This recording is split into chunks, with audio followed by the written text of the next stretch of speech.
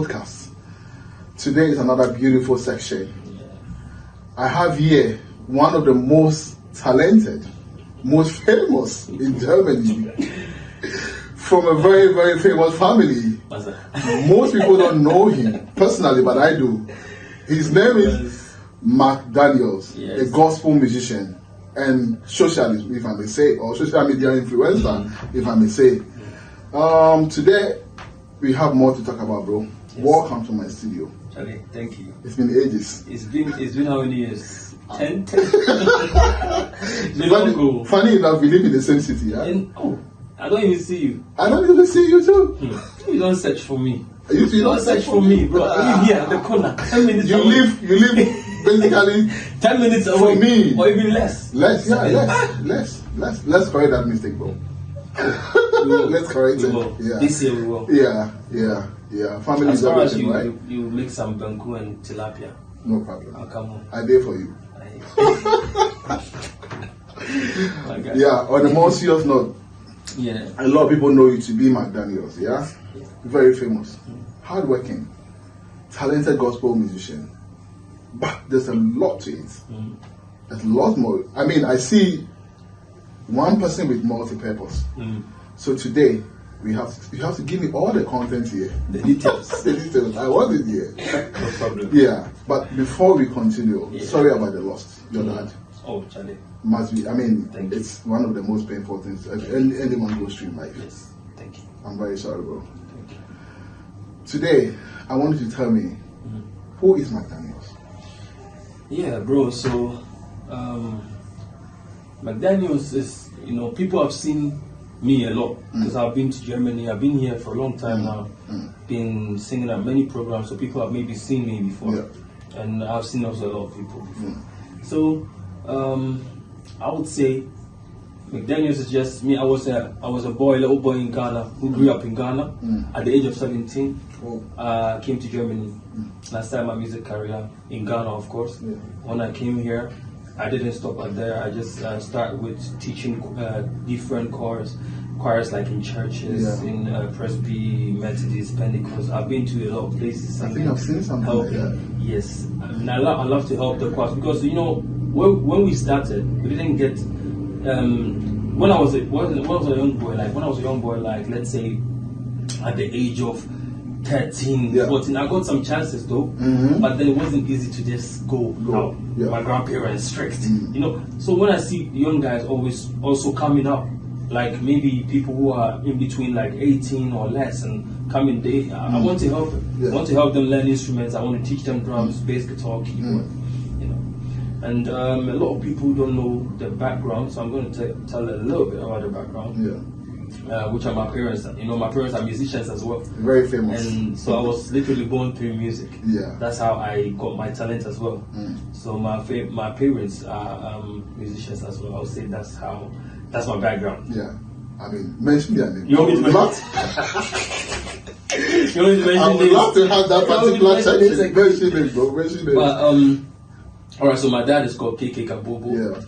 KK Kabobo is a very hard working, one of the most famous musicians of our days, or of our current days. We got to know them through old timers. Old timers. Yeah. So my dad is KK Kabobo. Unfortunately, he passed recently. Yeah. That was like 3 months ago. Yeah, may he so rest in peace.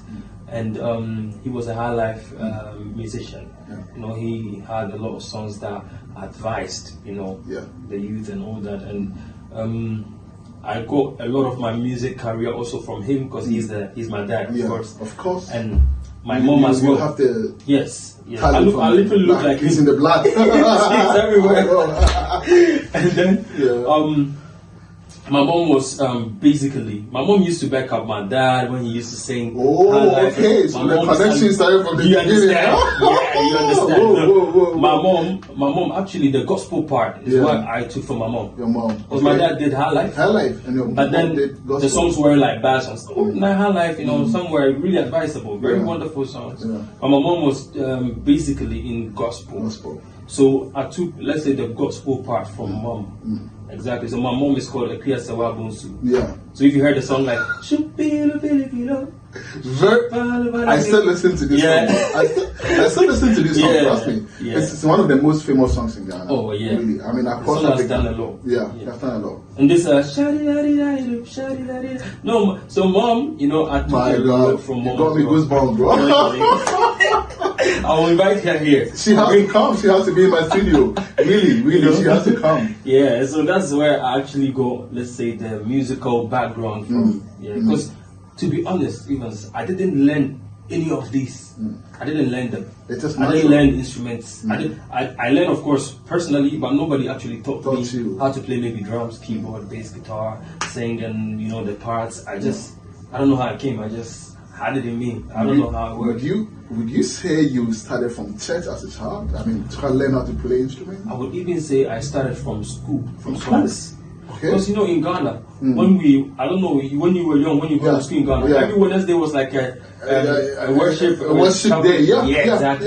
Yeah. So from primary, I went to a school called Angel Educational Complex. Angel. Yes. Is it in Kumasi? In Kumasi. Exactly. And I went to this school called St. Mark. When I started, I was in a school called St. Mark. That's where I started. It was built with wood. Yeah. The school It's was a wooden built with structure. Wooden structure. Yeah. So that was where I started schooling. And every Wednesday, we used to do the worship, the praises, the everything. So that was where I started to sing. Wow. I was like maybe 6, 7, 8. That's where I started to sing. So people were like from behind the school, you know, the wall. There was a wall in between, and people from their houses were like, you're singing like that. Yeah, so they climbed the wall and look, he's singing like that. And every time, so they came to the school asking my teachers if I could sing at their wedding. They would buy me everything, like my shoe, my suit, everything. I was very young. And my granddad didn't allow me to go to these Yeah, I know. So, like, no, my brother didn't have it. Are you taking my child to? Are you taking my child to? Right? No, because my granddad was the one who brought me up. Oh, okay. Then my mom was here. Interesting. So my granddad brought me up in Ghana, back in Africa. So everywhere, my granddad was a pastor as well. So when I got to the age of like 12, 13, I was in high school, junior high school, a school called Revival International School. Okay. And that was in Bremai in Kumasi. That was where the first time I went to, they made me a choir leader of the whole school. Whoa. Yeah, I was 12, And that was the same at the age time. of 12 years? Yes. Okay. At the church, in my church as well, the elderly, I was the one teaching them. They come to pick me at home. They bought me a BlackBerry phone. That time BlackBerry was like iPhone. I know what you mean, They bro. bought me a BlackBerry, like whoa, I can touch this BlackBerry screen. It was wonderful. And they picked me up extra at the age of 12 to go and teach them, bring me back home in the night. That was every Saturday. And I went to a program called Abrabomunsem. With Nana Hayford. That was the first program I actually went to with Jakalolomi. So basically you were on the screens as well. You were not just doing music, you were on the screens as well. Yeah, yes. That was that time. But until I came to Germany, so all of that changed again. Why did you leave, bro? Why did you leave? You started enjoying fame. I know, but my mom didn't know that. She's like, I need this boy to come and join me. She missed me. Because you started enjoying fame. Yeah, that was when I really started like, I'm going somewhere. Because I really started like meeting, people. Yeah, I was getting the fame. Being a choir leader in Ghana, like in the school, in the whole school. Carol's night, I'm teaching. Carol's night, I'm leading. I was a band leader. I was a commander. I used to roll steak. I put on my nose. I did the marching pass. I was in the cadet. I was doing a lot. Wow. Because the same way, you see my dad singing. You see the way he moves. Yeah. It's like everything going to, and my dad works with the police band in Ghana a lot. So when I went to Ghana, I didn't know that. When I went to Ghana, and then you saw it. That's when I knew. Yes, even before the funeral. Well, I was like, in Ghana when you driving, you just police can just stop you anytime. Just say, hey, you have to, where are you going? Show your license and all this. So like, show my license. I was like, oh, you just crossed the red line. I'm like, sorry, I didn't know. It just went from red to green, not yellow. So I didn't see. It was from red to green. Okay. It should be from red, yellow. So you're very patient then. So I'm talking to them like, wait, I'm going to bury my dad. My dad passed. Like, who's your dad? My dad passed. I'm like, I think we are doing the funeral at the police depot. Yeah. And I'm okay. like, police depot? Why, who's your dad? I'm like, they thought he was a policeman. I'm like, KK Kabobo. KK Kabobo is your dad? Oh my Say, I'm God. sorry. Oh And my God. you know, because of the names of my mom and dad, Yeah. They had this reputation. yes, and I really enjoyed that part. To be honest, I really thank God for that. You should be proud of them. Yes, You should be proud very, of them. very, bro. Everywhere that I enter, That is- everywhere. You know, How old were you when you started singing? how old was I when You started singing. I started singing? I mean, gospel singing. Oh, like, to be honest, as I'm saying, around 6 years, I already started singing in the school. 6 years. Yes. So 6 years you started singing Yes. officially. I was singing proper. Wow. Yes, Wow. yes, 6 years I was singing. I even remember some of the songs I used to sing then. Whoa. You know, at 6 years already. Wow. Yes. And then at the age of 17, you At the age of 17 migrated is to when I, Germany. yes, when I walked to Germany. and then Yeah. how has it been so far? I mean, with the music thing. Okay, so when I came to Germany, it was like 2012, and I first, to be honest, when I came here, I didn't even. When I hear them speaking German, I'm asking my mom, "How do you guys understand yourselves on the phone? Like, what language How is this? possible? What is this?" And if I'm money, I'm saying, Oh, God. where have you brought that?" Oh, But then it all started making sense. yeah. When I started teaching, teaching. My mom knew my talent already. Yeah, of I course. was like, before you came. there's this church, there's this church, there's this church. You know, they need people, and To then you teach. can do that, right? As in, So- what kind of teachings? Is it singing or choir? Singing. Teach them choir? I teach them like everything. I teach Were you them singing. ever in the church choir? I was in the church when I was younger. I told Yeah. you when I was 12 years. Yeah. I was already teaching them. I was leading them the church. Yeah, but okay. So you were a church choir leader. Yeah, I in was church. already. I was directing the choir already Oh, since okay, 12. okay. Before you came here, Before I came and then, already. so basically you have to just Exactly. So what happened was my mom was invited to sing. Yeah. And I went and I played maybe the keyboard for my mom. And then maybe I sang also. And it was like, oh, who is this? You know, everybody got to know him. There's a new guy who has come from Ghana. You know, when you come here and you are so good, you like have this, everybody you here. have this glory all over Yeah. you. You know, It everywhere you go. It felt wonderful. Wow. And then I really started like teaching a Presby church, Pentecost together, Methodist, Resurrection. Those are the churches that are around here that are famous. So when I started teaching them, I had an idea to make a choir out of all these All churches. these churches. So I made a choir that was like probably like a choir of 47 people. Wow. Yes, they were all from these churches, came together. To make a choir. Yes, and then it was wonderful until when it gets to some places, people start going to university, work. How the here is. system is. So it was quite heavy, quite hard to. So there were a lot of people who are singing now. There's a guy called Samanat. He's in Koblenz. He sings. I taught him how to do mixing, music, Afrobeat, everything. There's a guy called Nelzy Drigi. You've probably heard of Nelzy Drigi. Nelzy was in my choir. He was a keyboardist.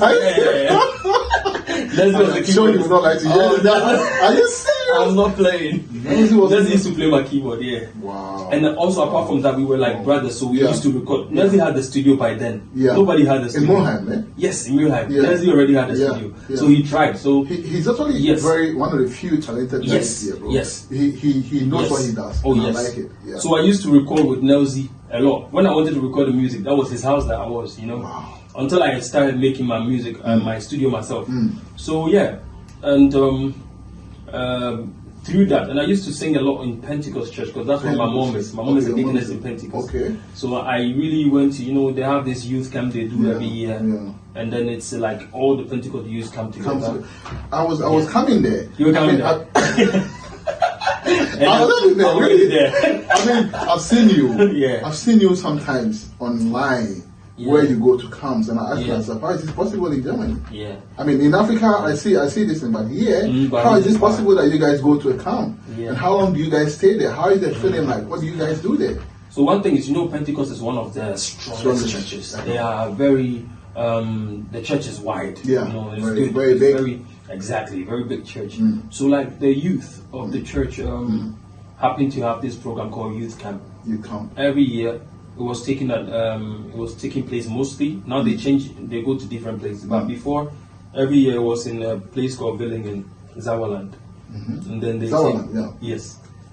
So they have like 4 days. That's like from Thursday to Sunday, sometimes from Friday. So they these 4 days is full of prayer, full of deliverance, full of singing, worship, praises, full of activities, football, the youth. Yeah, I know. So we get a hotel, a 4-star hotel for, we pay of course, everybody brings something together, we all go there. And then we do a big there. Wow. So I was just leading as well, like singing, praises. So you were like the lead singer there? Oh, I was the lead singer in most of the times. I was I had the privilege to be a teacher as well, but then there were also teachers as well. Okay. But mostly I was I remember a time I was working and I had to come. They came to pick me up from Düsseldorf straight to Villingen. I was coming there to go and sing. I was coming back. I wanted to know, how do you do this? I see you every day on the train to Hamburg, on the train to Berlin, Bremen, Holland, and Belgium. Belgium. And I asked myself, what kind of strength do you have? How do you manage to do all this? Before, let me say, most of the times I was, people saw what you do. Yeah. Sometimes you see there will be a wedding that you sing that, then people will come from UK to the wedding. People will come from. I got a lot of things before. I got a lot of invitations as well from Manchester, from Virginia, from a lot of things. But because of work situation, I didn't get. I didn't have work before. I wanted to stay. Yeah, and then my Oscar of course, finish. Which is also important. Which is important. So I didn't get the chance to really go to most of them, but. By God's grace, by God's grace, there are people. I go to Belgium. There is a crowd that just say, "Oh, we want you to come and teach us." So they will pay for my ticket. They will pay for my hotel. Then I'll just go, and just teach them. Sometimes I also go myself. I say, "Okay, something? I want to help you guys in Holland," or I just pay my train and I come and I help you guys. So, I mean, you've been doing this all your life, right? Yeah. Do you feel closer to God? Oh, I feel. When we were young, we thought we were closer to God. Until it got to some level, you see that there is more to God than just just thinking you were closer. Because the difference, it's very different to be brought up in the church, and it's very different to accept God. Yeah, it's two things. Yeah. So you had both experience, because you preach. Yes. You sing. Yes. You're a teacher. Yeah. You do also. I mean, you are just a multi-talented guy who does everything for God. Yeah. So this is why I asked. One thing is me, I thought from beginning I was, when I was young, I was brought in a church. My granddad was a pastor. So everything I did was basically around the church. So when I was growing is when I knew, okay, this is this is that.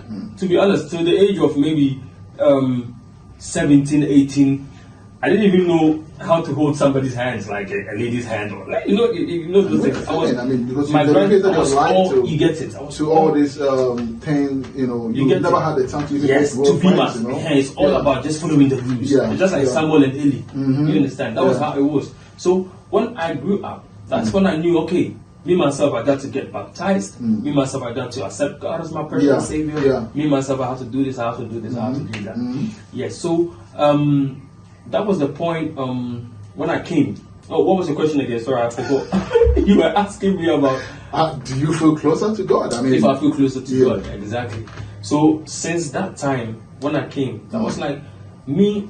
My dad singing highlife. My mom singing different. It was hard. I've written a lot of love songs. I've written a lot of songs there. But how did you manage to do all this? You're always in church. You're always singing. That's the thing. Gospel. I told myself, I want to stay in gospel. Okay. No matter what, because I couldn't rap very well. Yeah. My brother raps as well. I know. Me rapping was my thing. Okay. From beginning. And at which year did you realize that you wanted to rap? Because you were according to you.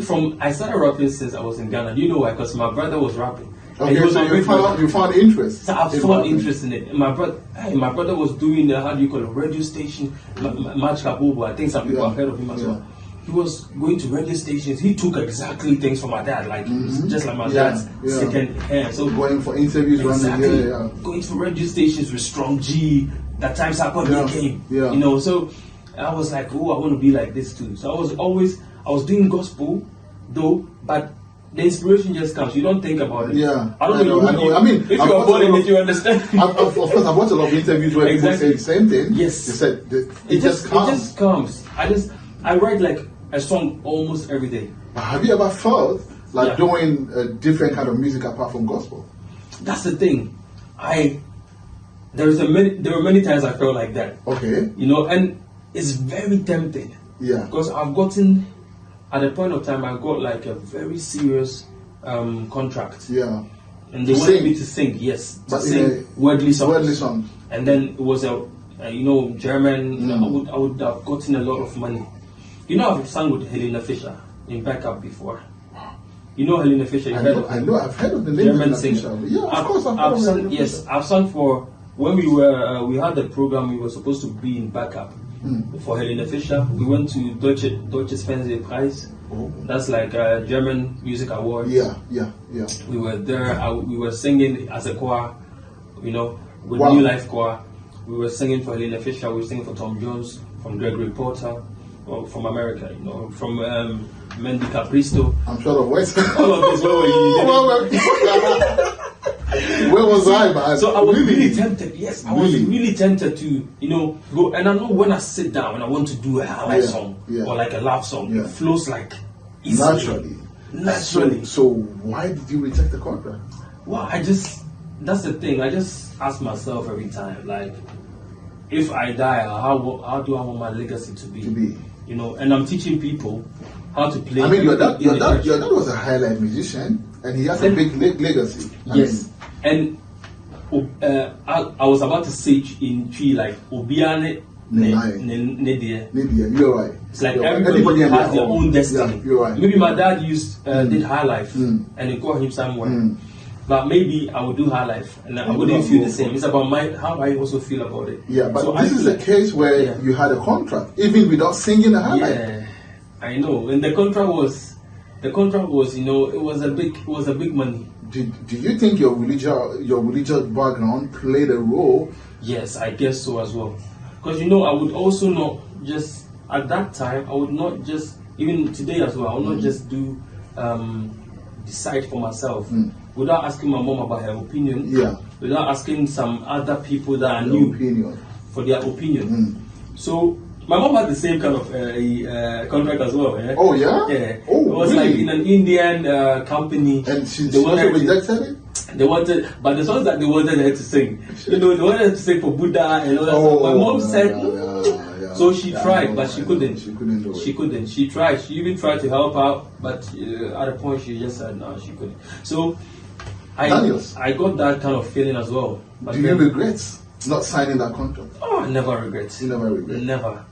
Because there are many, there are many. Let's say if I was singing worldly songs right now, that is fine. And I knew that if I was singing worldly songs by now, maybe I wouldn't be here. You're right. So no, you'll be here. That is for me, you'll be here. For you, of course. It was like when I was doing, let me say I was doing worldly song, I would be blown out right now, and I wouldn't have the chance to maybe teach the people that I'm teaching right now. You're right. God please everybody, everywhere, somewhere to for a purpose. And I think that me being here for staying in gospel, teaching churches. I mean, one day I know that a lot of people will say, "Whoa, you were the one who taught me this," and even people now that I'm not even grown up that reputation too much. People have very strong reputation. I know.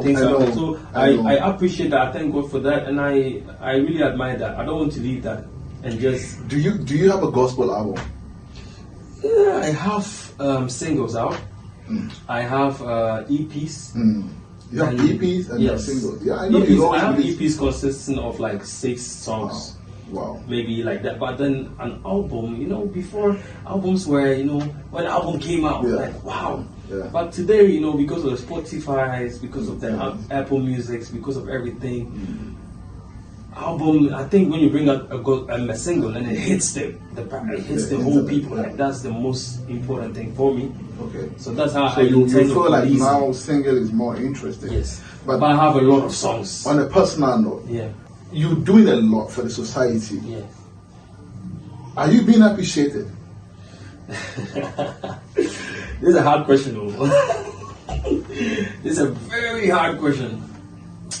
When you are, I would say, as a leader or as somebody who wants to create, let me say, a good reputation or a good legacy, you don't look at those kind of stuff. You don't expect people to appreciate you before you move on. Yeah. Because trust me, as bad as it sounds, some people don't even care about the things that you do. You're right.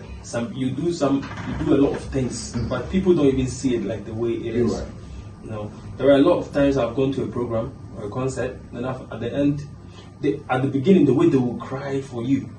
At the end, when the program is ended, you will have to go and look for them. Hello, where was my Just to hotel? buy you a ticket. Yeah. Well, how did I have to go back? You know, and then when you get to a level of life in life, you know, those kind of things, it doesn't bother you. Me, I never think about those kind of stuff. I do what I think. If you don't mind, I just go. I call you later. You go, oh, I was so busy. I'm like, oh yeah, no problem. Okay. I'm home already. God bless you. Do you feel like people do it intentionally? I don't think so. Some people, you know, I don't think it's intentional. But then if you really invite people, even if it's somebody who's playing, how do you call it? Just playing Toto Sansa or just like Conga, you have to take care of the person. You're right. That's what I'm saying. Like, you have to take care of the person. And me, I see I've done a lot. Of course, I've done a lot, but I leave that part for God. You know, you're right. The blessings from up is more important than people showing you. Because a lot of people that will also show you a lot of like, you know, we love you. And it's not all of them that love you. That's true, brother. So actually, I don't really fancy the appreciation. It's fine to appreciate me. I am glad when people appreciate me. Yeah, I'm glad. But then I don't fancy that too much. You have a lot of talent. Yeah. Which one? You explore. I mean, you explore all. Yeah. But apart from this, do you also have other interests? Yeah. I mean, tell me. Other interests as in? Do you play football? Do you like basketball? You have brought this story back. Well, basketball. I love basketball. Yeah. But I didn't play it too much. But what I really was playing when I even came to Germany was football. I was I played around like 3 different football clubs. Oh yeah. Which were actually very good football teams. Okay. And the last one I tried, the 4th one, was even recent, like last year. But my bones were too old for them. I think welcome to the club. The stamina was not stamina. Welcome to the club. But yeah, I used to play in a team called Postersfall in Duisburg. Yeah. I was playing it for a while. So people really, you know, it was. But one problem I had is like the Saturdays and Sundays that we were supposed to play a match. You have to go to. I was singing it. The coach was like, Daniel, I think you love music. Yeah. What do you think? Yeah. And I was like, at a point, I was like, yeah, I'll leave the football. Yeah, right. But I was playing. I was playing the 3. I was tight player.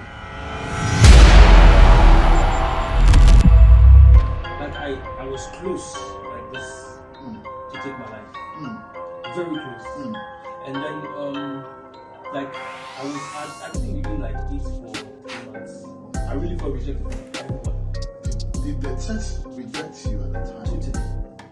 I wouldn't even lie about it. Totally.